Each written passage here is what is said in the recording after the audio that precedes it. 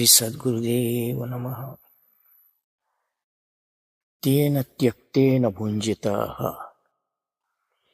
भोग और यज्ञ मतलब त्याग दोनों अविच्छिन्न है, कैनॉट बी सेपरेटेड। दोनों साथ साथ में ही रहने वाले हैं। जितना भोग उतना ही यज्ञ होता है, तब तक ही भोग सुखप्रद होता है। भोग बढ़ जाता है और यथार्थ कर्म घट जाता है, तब प्रकृति में क्षोभ उठते हैं। इसलिए ऋषियों ने कहा है कि तेन त्यक्तेन भुंजिताः, अर्थात तुम त्याग पूर्ण भोगों का उपभोग करो।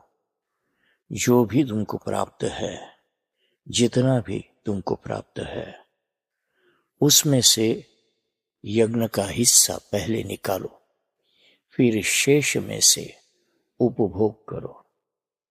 हिस्सा निकालने के पश्चात जो त्यक्त रहता है, अर्थात शेष रहता है, तेन त्यक्तेन भुंजिताः, उसका उपभोग करो।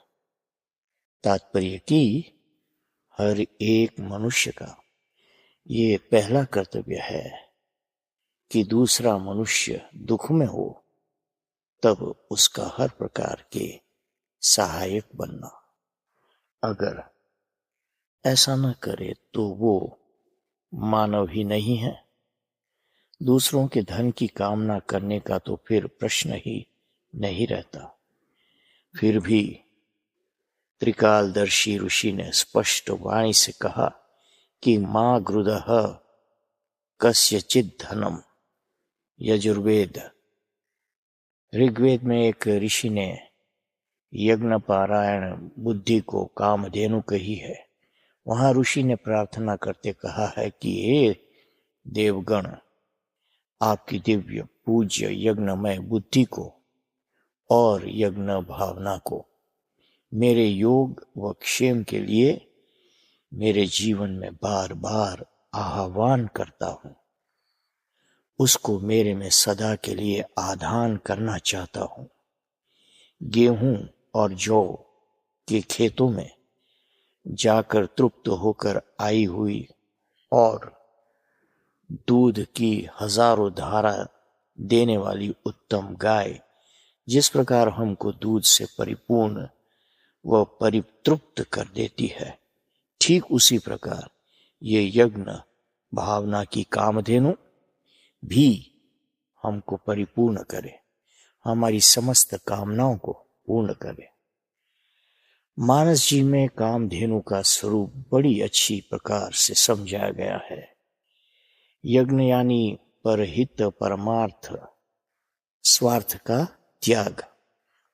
वही परमार्थ श्री कृष्ण भगवान ने कहा है, अनेन प्रसविष्यद्वमेष वो अस्तित्वष्ट काम दुख।